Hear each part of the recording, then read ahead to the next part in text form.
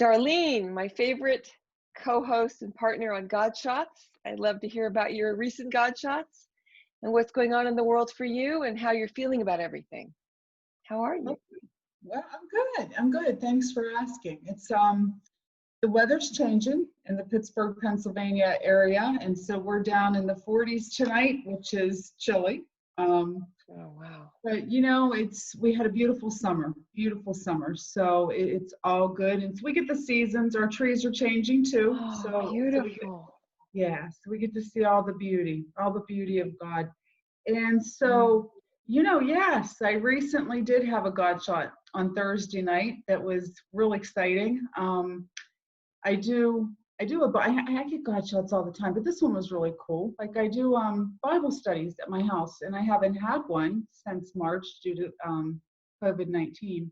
Mm-hmm. And we decided that we would finally get back together. And it's taken me about 60 days to be thinking about that and make that commitment to Thursday nights and doing it. And the really interesting thing is when I finally decided to do October 1st, which was this past Thursday, it felt right. And I called up all the, sent text to all the girls. And so usually 10 or 12 people come. And when they were all here, it had dawned on me a little bit earlier. And I thought, my goodness, we started this Bible study for my sister-in-law who passed away at the age of 35 with stage 4 metastatic breast CA.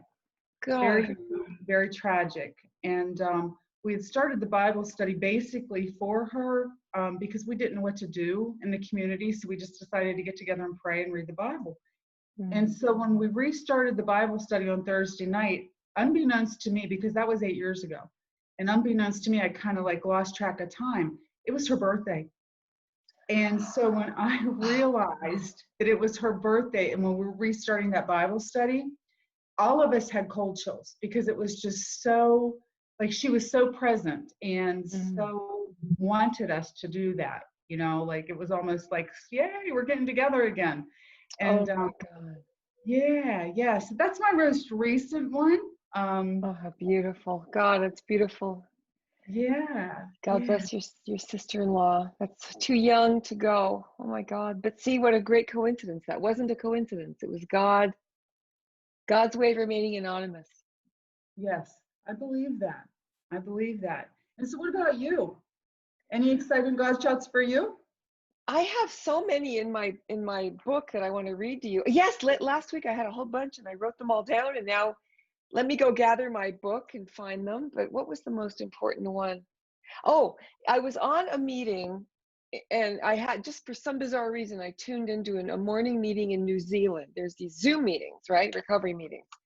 And I don't usually go to that meeting. And in fact, I lost the password to the other meeting. So I'm on there and it was so beautiful. There was just, on some meetings, they're just buzzing with exactly what you need to hear.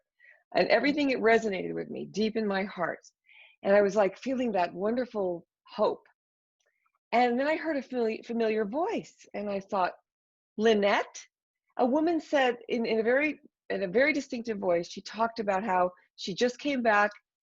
She'd slipped for many years and she was only had a year now. And I thought she had died 2 years ago. This was my sponsee. 2 years ago, when I moved out to Palmdale to take care of my mother, I had this woman. She's a military veteran. She's a disabled cop. She's a female police officer. And she came up to me at a meeting, this beautiful blonde woman, and she said, will you sponsor me? And I said, yes. So we started working together for about a year. And I remember she went through some real trials. She was really disabled. And I went to her house way out in Rosamond and brought food one day and helped get her car out of Hawk and all this stuff because she was going through some trials. And then we kept talking on the phone. And one day I never heard from her again. Her phone number was disconnected. I couldn't find her. I went to the house. Somebody else was living there and I thought she'd died. Wow.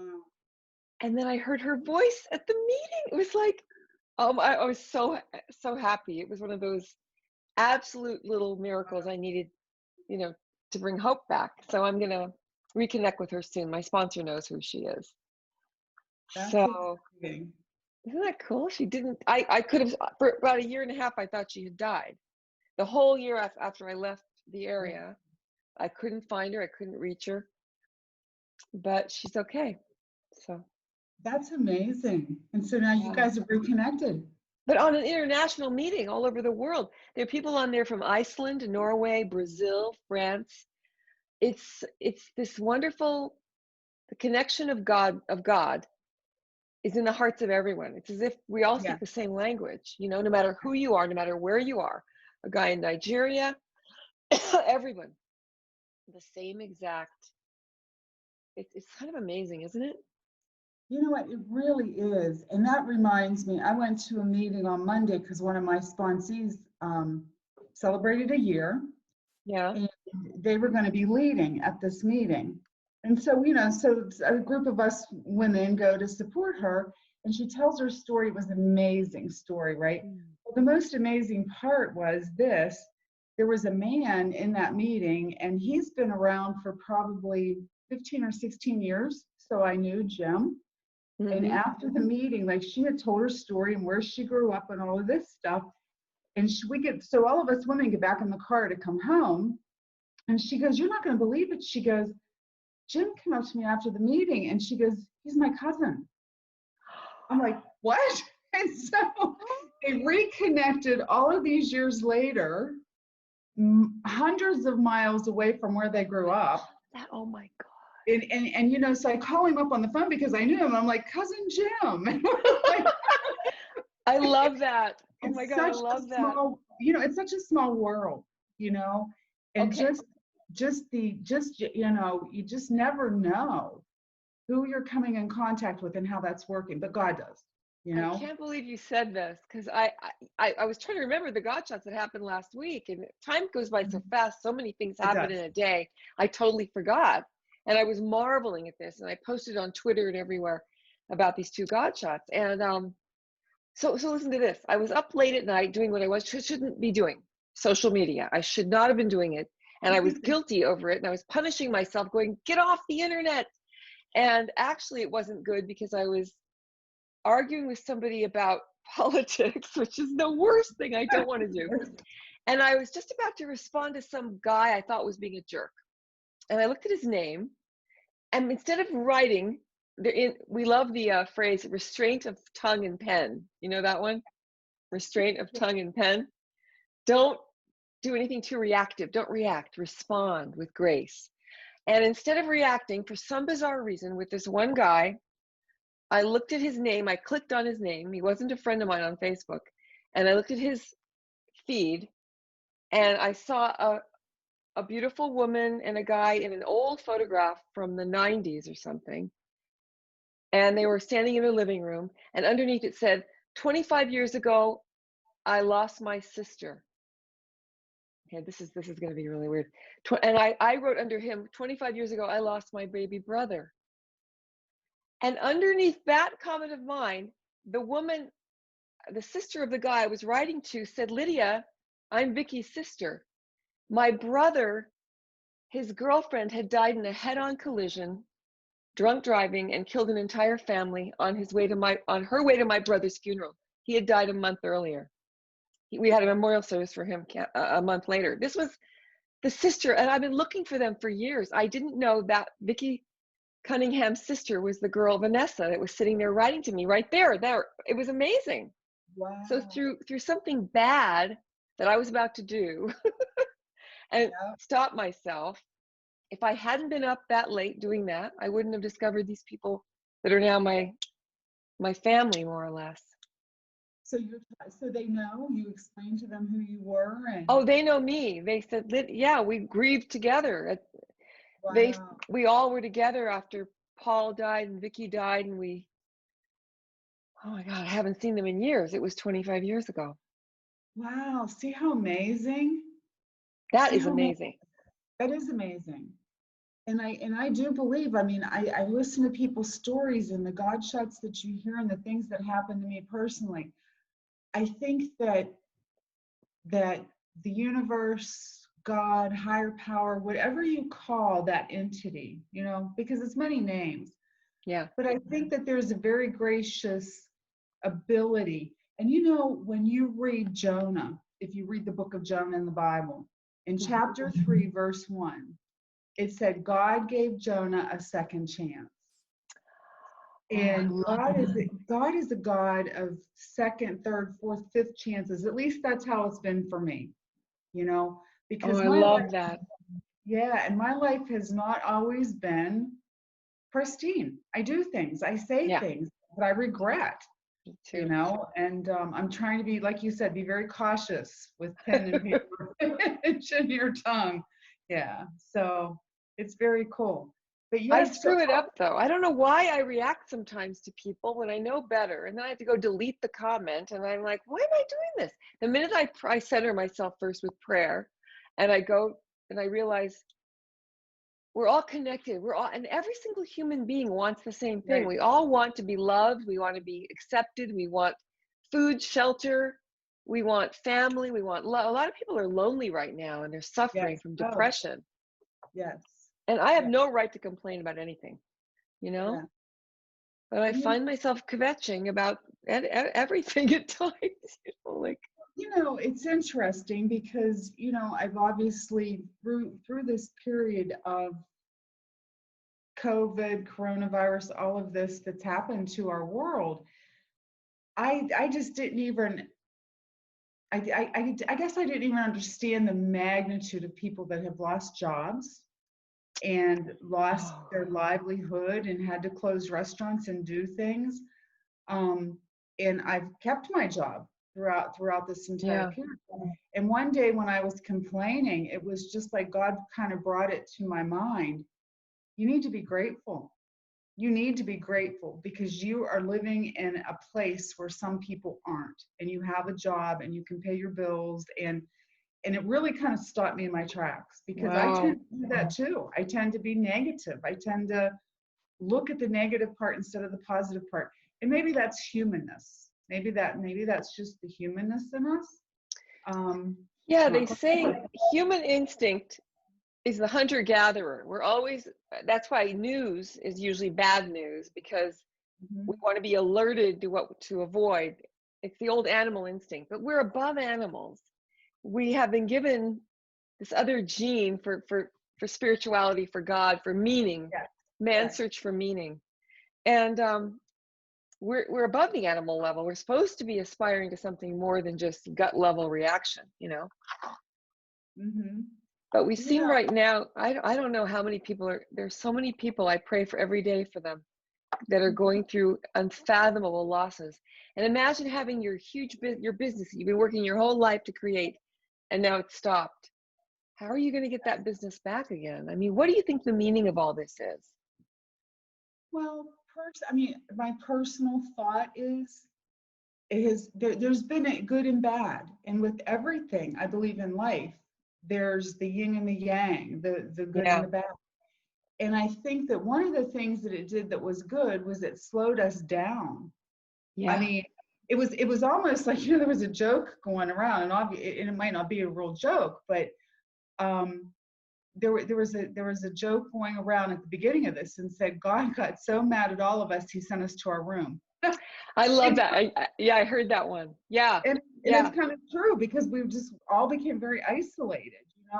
But it Right. gave time for reflection. I have friends that are younger than I that have families, and they said, all the activities stopped, and we actually got to reconnect and have dinners together again and play games together again. And Wow. so some of these people are saying it's been very healthy for us, for our marriage, for our family. And That's so good. I think that part of it was to slow us down to So do see I. things. Um, I think that, what, we've seen some ugly come out, but we've also seen some very loving stuff come out too. So I think Oh, I at the love that you said that. And if you Mhm. focus on the love becomes all you see in your viewfinder. The more you focus on the good and the gratitude. Gratitude is the quickest way to get out of depression. It's the quickest, the most sincere form of prayer is thank you. It Yes, really is. What yes, you and a heart full of generosity and love doesn't have room in there for all the other stuff. I knew of a woman who every day she was told to think of 5 things to be grateful for and add a new one every day. She had cancer. By the end of 90 days, her cancer was gone. She had drowned out all the other voices. The that's voice of, fabulous. I mean, there is something to be said for the fact that disease is emotional in nature. And some people, I heard of someone who had back pain and they looked back too much. They regretted, and they carried so many burdens of so much shame and guilt. And the minute they came to that consciousness, their back pain went away. So you never know. You don't. And what a great thing to say. Like they have back pain because they were always looking backwards. I think that's really interesting to think about that, you know, because Yeah. a lot of times, I mean, as you know, and as I've told the viewers in the last podcast that we did, I'm a nurse practitioner by trade. So, you know, I look at people holistically, and you have a mind, a body, and a spirit. And just like they tell us in the recovery rooms, it's a spiritual malady. You know, we're missing a spiritual piece of us, and we're trying to fill it with everything, whether it be alcohol, drugs, jewelry, shopping, sex, whatever. We're trying to fill that hole, and it's a God-sized hole. So you can try to fill it with whatever you want, and it's not going to work out very well until you get to the point where you start recognizing that these aren't coincidences. There's more to it. It's like a God incident. Exactly. Something has stepped in that's bigger than all of us, you know, and it's just so, I love to hear those stories, and people have them every day. Like somebody, you know, their car breaks down. Well, here's a good one. Here's a Godshot that I had years ago. It just came into my brain. So I was working in Pittsburgh at the time. It's probably been about 20 years ago. And I was coming home from Pittsburgh, which is kind of a desolate drive. It's like a 30-minute kind of desolate drive. There's no street lights, although you're on a 4-lane highway. Mm-hmm. And it was midnight because I was coming off of the 3 to 11 shift. Mm-hmm. And as I'm driving, I see like these people on the side of the road. I could, because it was very dark, so you could see figures, but there was no lights, and I could just see there were people. Mm-hmm. And then probably about, I don't know, 20, 30 more feet up the road, there was a car pulled off that had its flashers on. Now, I've never done this in my life. I just pulled my car right over on the berm of the road. I got out of my car and I said, "I'm a nurse. Are you in trouble?" Wow. Now, yeah. And I mean, to be a female alone by myself in pitch black, right? And I hear a voice say, "Yes, please help us." And so I went back to the scene. I didn't even think about having mace or gun or anything like that. I just went back, and here what had happened was there had been a concert. We have a big pavilion around here that we have a concert in. And this young man who was like 19 years old was really inebriated, and he was out walking on that interstate, got hit by a car. The car that hit him obviously didn't know that they hit him. And the people that witnessed him being hit stopped. And so he had a compounded fracture leg. Oh, wow. Everybody at the scene was inebriated. So it was kind of like they didn't want to be there drinking and driving. They didn't want to leave this kid on the side of the road. So I showed up and I took over and was able to, I had supplies in my car to be able to help, got 911 called. Oh God. And and he was life flighted for surgery. I mean, it was a pretty serious accident. And the whole time, once I told him I was a nurse and that I was going to help him, he just kept saying, "Nurse, please don't let me die. Nurse, please don't die." And I was holding his hand. And when I came home, I called my mom and dad because they were worried because I was like an hour later than I should have been. And they called me and I said, "Oh, I was out on 2230. I said, "There was this accident and I waited for them to get this kid." My dad's like, "You stopped in the dark at midnight by yourself?" And I said, "You know, I never even thought about that until just this very minute.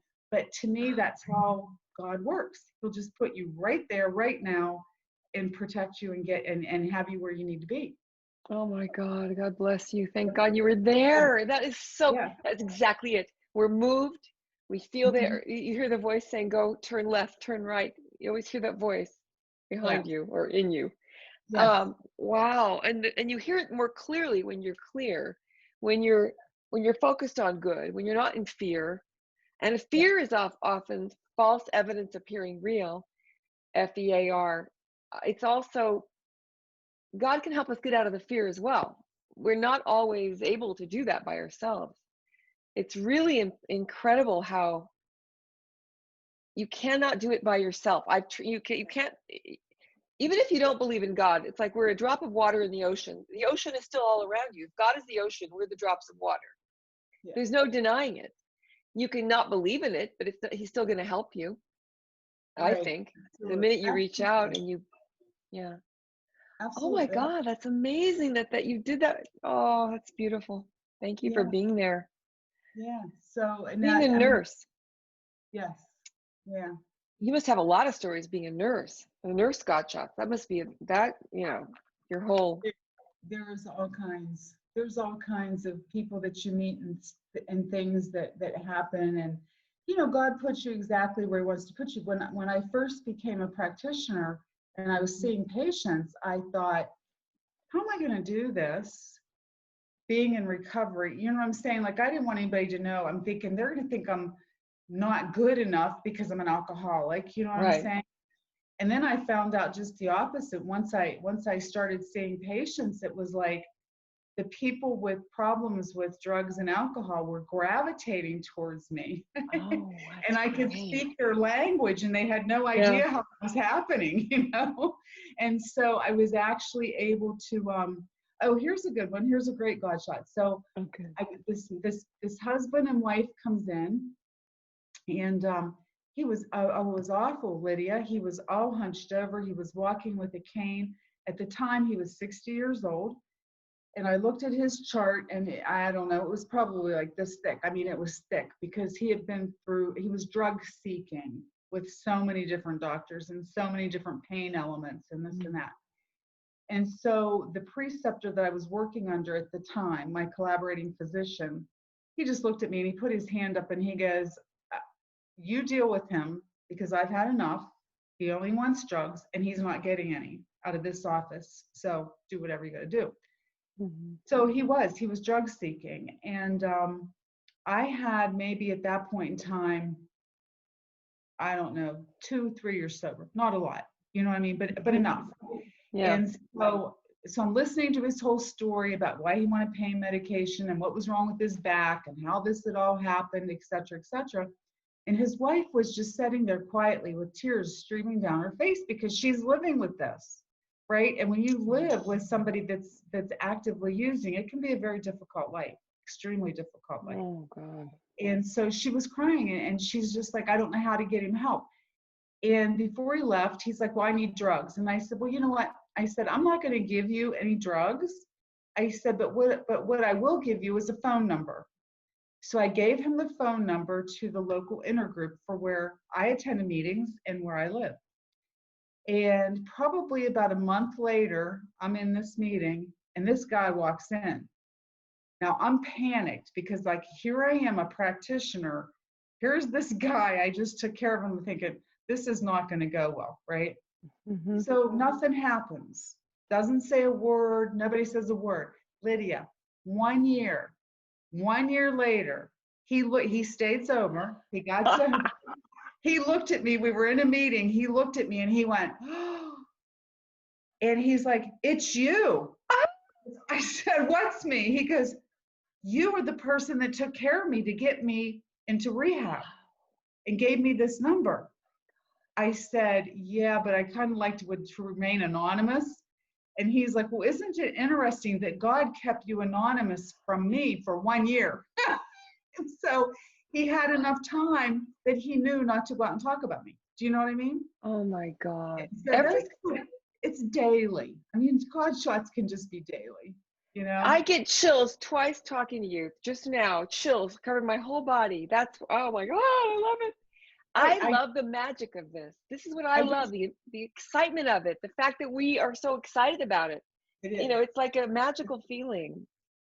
You know what? It is magical. And I just say, you know what, for people that are just learning about God or they don't know if they believe or don't know what they believe in, I just say that when you really find the spiritual realm, it's like a magic carpet ride. Like you It just is.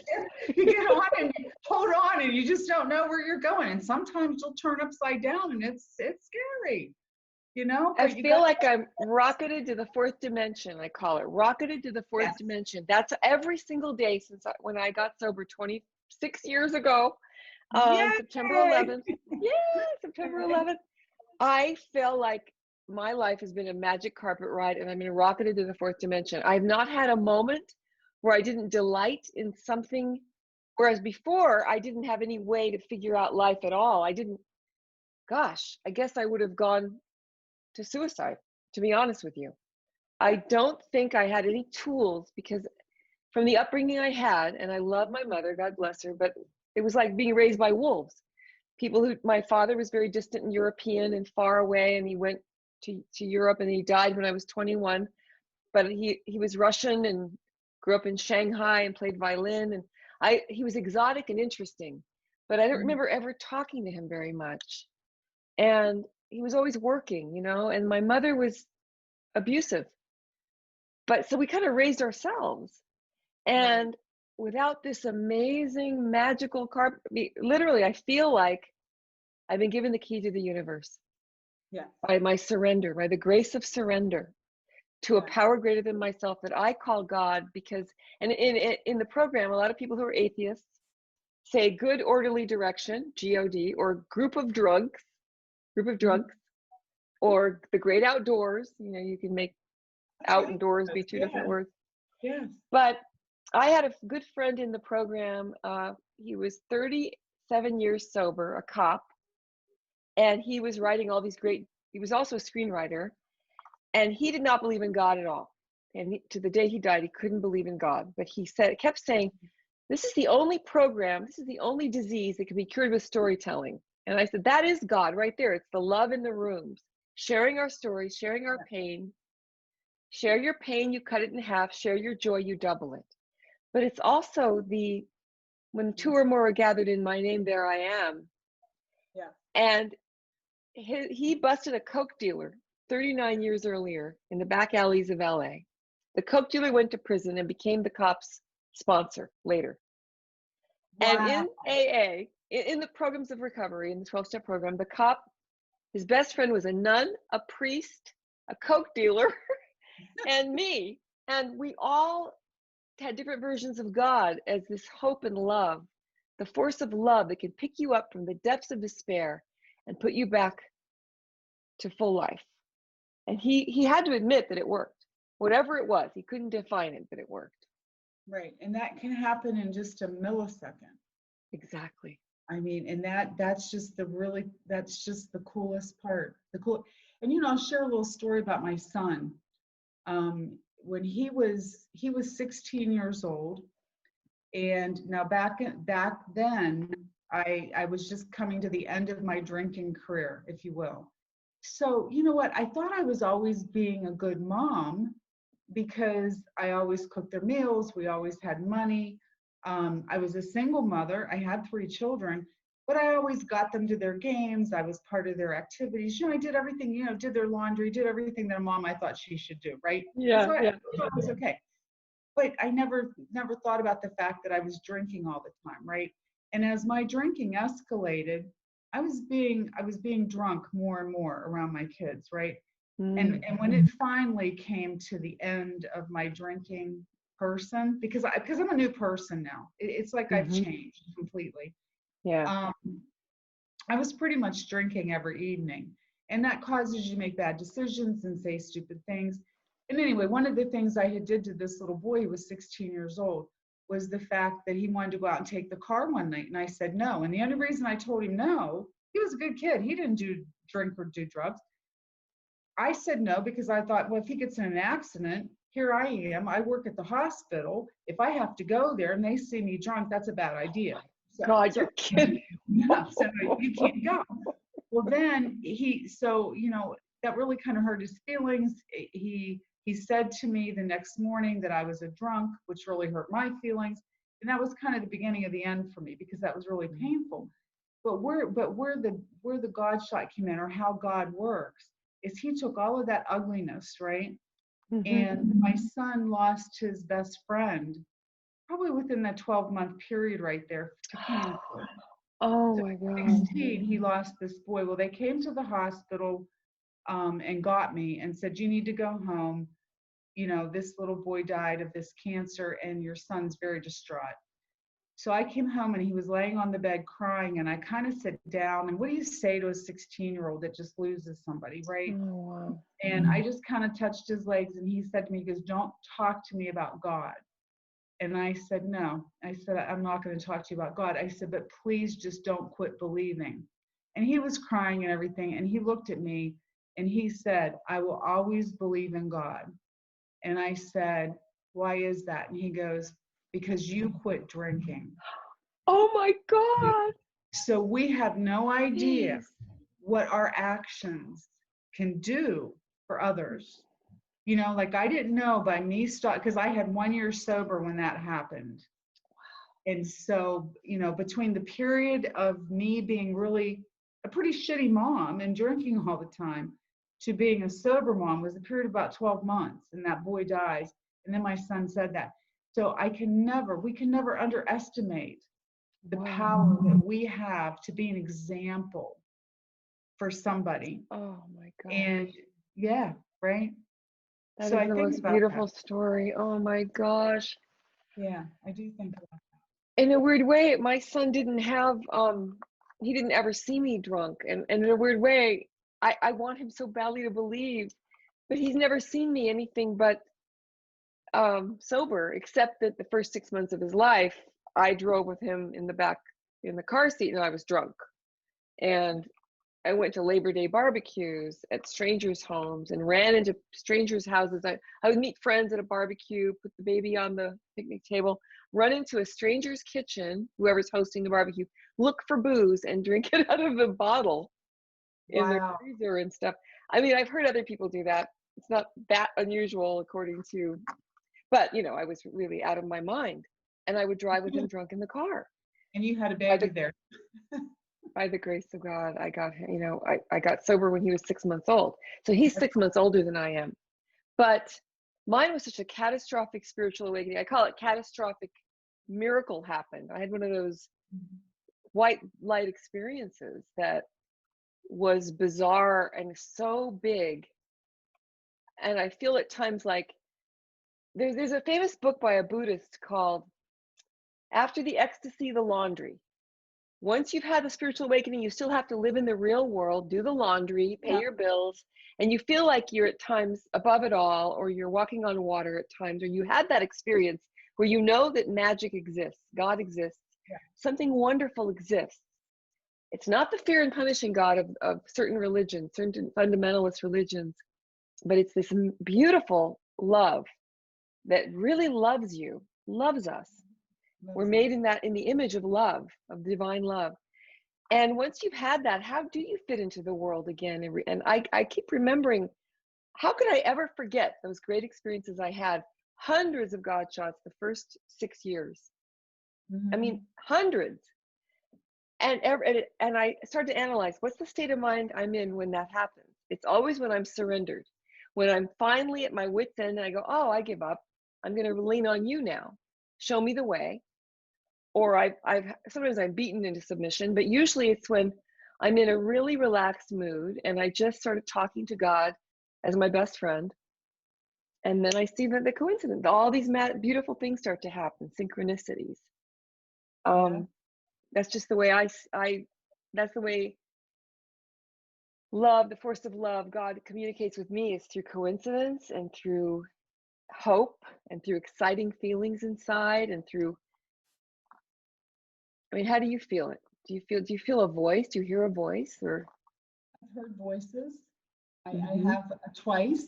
Oh, that's right. But I think I told you the last time, both times that I've heard the voice, what I believe is the voice of God, it has been a directive.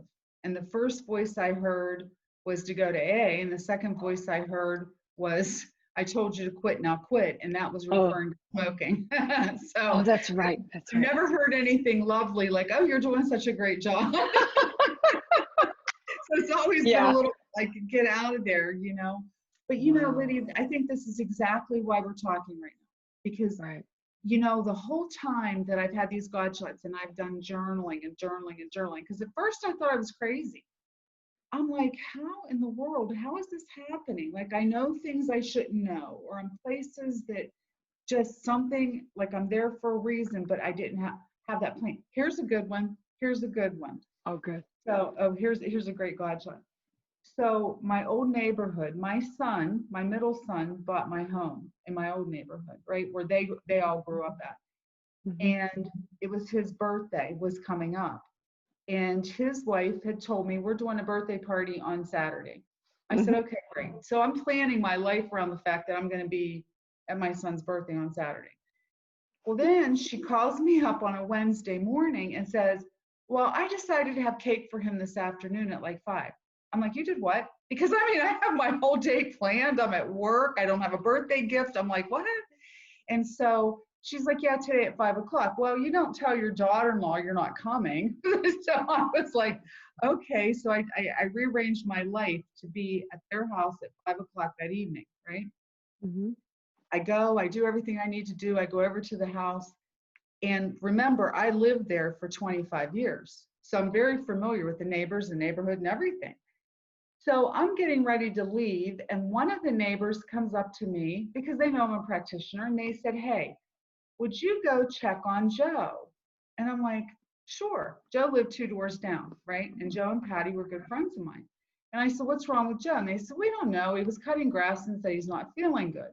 Well, at this age, I'm thinking cardiac, right? So I go down to their house. His wife wasn't there. It was just him. And I knock on the door, and he comes, and he has a towel wrapped around his neck. And I said, hey, I said, they told me that I should come down here and check on you. I said, what's going on? He's like, I don't know. I was cutting my grass. I just don't feel real good. So I did his vital signs. I did a few things. And Lydia, everything was fine. Fine. And then his wife comes home, and she's like talking to me. I'm like, I don't know. I said, something just doesn't feel right to me. But I said, all of his vital signs are good. So 2 different times, he said to me, I'm good now. She's home. You can leave, right? And I stayed and I talked. And then she says to me, she goes, he's going to be fine. I'll let him lay on the couch. You can go ahead and go. And out of my mouth, never, ever have I done this as a practitioner. I said, you know what? I'm not comfortable. Now, either we can go to the hospital and go to the emergency room, I said, or I'm going to call 911. Which way do you want to do it? I have never, ever done that. God, wow. And they looked at me, and he was standing there, and he was just fine. And they're like, what are you talking about? And I said, please, I said, I just think you really need to go to the ER. So they were like, okay, fine. So we get over to the ER, and I knew the emergency room doctor, and he's like, hey, Dar, what's up? I said, I don't know. I said, and we live in a small community, so we kind of like know. And I said, something's not right with him. I said, but I can't put my finger on it. And so he checks his cardiac, runs a strip on him immediately for cardiac rhythm and all that, and everything checks out fine. And he looks at me and he's like, I think I'm going to do a CT scan real quick. Okay, so he takes him back for a CT scan.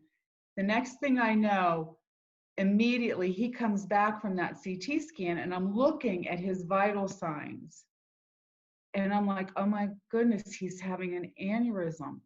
And the doctor right at that time comes running in, and he starts shooting him with medicine and doing all kinds of different things. Life flight is on its way.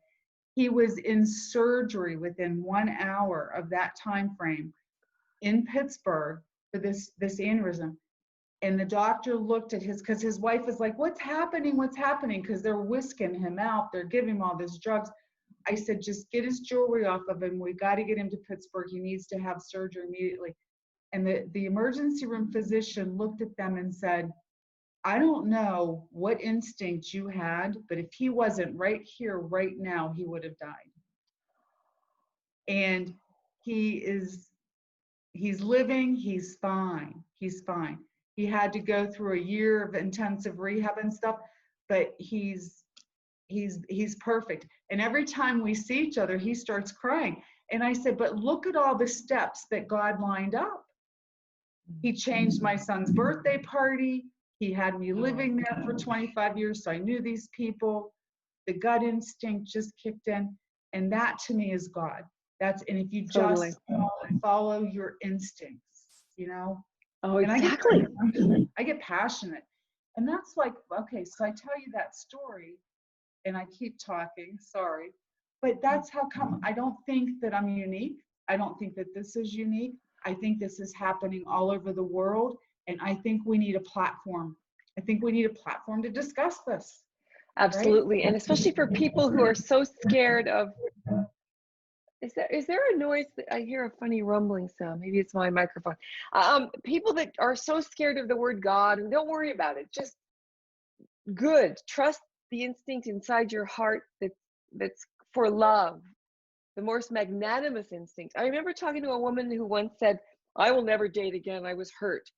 My instinct is immediately I said to her, no, do the opposite. Expand your heart, risk again. Because the other way is death. I know a lot of people who give up on love and then they start to shrink and they get smaller and their heart gets smaller.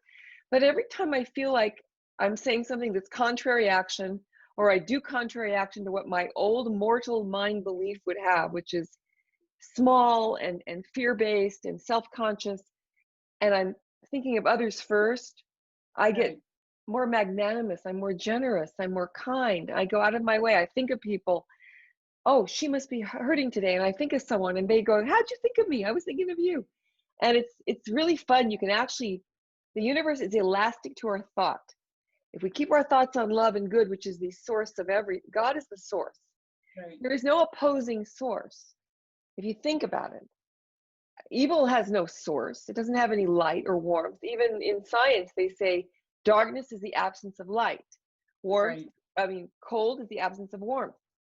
There's no real source of evil, but we sure make it big, and we make it big here. We worship so many diseases, you know, we make them into gods, and we make all of our defects of character into gods, and we really just have to diminish those. Withdraw your attention from your enemies and they expire from neglect, and your enemies can be your worries and fears mainly. Wow, that's true. You know, that's awesome. But I've studied a lot of I read the big book, and then I read the 12 and 12, and then I read Emmett Fox, and I went back to the Bible, and it's all pretty much says the same thing. And there's all sorts of softer ways to do it, but you don't have to be afraid of the word God. And Godshots is cool because whenever you have a magical synchronicity, try to record or remember what state of mind you were in when this happened. You know, it's when you're following your instinct for the highest good. When you're following the highest thought, and the highest thoughts are usually the less selfish, more gentle, more loving. Don't you think? I do think that's a great way to look at it. Yeah, I do. Yeah, I mean, everyone knows right from wrong, but it's really hard in your own life to get out of depression when you are your worst enemy, when you're really beating up on yourself. And you really need to love yourself and realize you're a child of God, you know, child of the universe. And sometimes I think that that there's so many negative things that are happening or being discussed or talked about all over the place, that the only way to really counteract that or to give somebody a positive spin is to do something like Godshots, to talk about that, you know? Yeah, absolutely. So this is our second podcast, but we're going to get this thing going full time. I'm excited about that. I know. I love your spontaneity. Thank you I was excited to talk to you because to see what would come up. And it's kind of cool that you reminded me of two things I forgot about completely till you spoke of them. So we do need to keep reminding each other, not just us, everyone, to send in their story. I think this would be really cool to get other people involved in it and talking with us too. And absolutely. sharing Godshot, because it's just, when I do go out and I talk about, like, sometimes people call them different things. Like I've heard them say God winks, and you know, different little terminologies for it. But when you start talking about it, I mean, a lot of people get on the train and it just starts going, you know, and you just get all these really cool things. Oh, And good. Yes, exactly. So yeah, let's and get more people and let's go through our list. I have hundreds to share with you as well, but I don't want to repeat myself. I have some financial ones, nice. um, a whole lot of career ones, but mainly, and just so much that we should keep looking out for them because they happen when we're in that state of surrender, when I'm not worrying and I'm not watching the news too much, you know. Yeah, that's kind of depressing right now, I think, I know. with Pray for everything. But everyone. and I don't have much time to watch it, so I'm okay with that. Good. And I appreciate you doing. I mean, I can see my darkness in this because it's really dark in here right now, and I don't know how to do the nice lighting and everything like you. Here, I have a silly lamp, a childish lamp like this. It's like a $29 lamp, and I use a more yellow bulb, and it just has a skin tone. And so we'll do that later. I'll show you guys how to, anybody who wants to come on the show. But if you think of anyone who'd like to do My the multiple show, personalities. Just kidding. yeah, I'm telling Dar. I like to call you Dar. Is that okay? Yeah, Or yeah, Darlene? that's What do you great. prefer? That's great. You can Yeah. call me Lyd. Okay. But anyway, if you think of anyone that would like to come on the show and that you would like to interview or talk to, bring them on. And we could do a 3-way call or together and I have a couple people too. I spoke to a guy earlier who said he has a lot of Godshots and I've got to track him down. And there are other people in Nebraska. My little favorite grandmother, one of my adopted grandmothers, she's overcome cancer 4 times and she's 83 Wow. and she's hanging in there. So blessings. God bless you. That would be somebody really cool to talk to. Yes. Yes. Well, Very you look nice. beautiful. And even though you're in that ghostly light, it's kind of ethereal. I like it. We're like contrasting a little. Going, oh my goodness. Yeah, because you got to remember, it's what time? Like 11 Yeah, o'clock, 11 p.m. And I'm usually asleep like way before that. me too. But thank you so much for staying up late and making my entire week happier. Yeah, thank you. Thank you for doing this. I really appreciate it. And you know what? I'm telling you, before the end of 2020, I hope to actually get to meet you face to face. Me Mask too. and We all. will. We're going to do that for sure. We're going to have this show as well. So we'll see this is exciting. I'm really happy we did this tonight. Thank you, Darlene. Oh, you're very welcome. And you look lovely. So whatever Thank talk you. show you did before this, I'm sure it was really awesome. Oh, thank you. Sweet dreams. Go get some sleep and I'll talk to you tomorrow or the next day. Okay, thanks. Okay. Blessings. Bye-bye. Love you. Bye. Bye-bye. Love you too.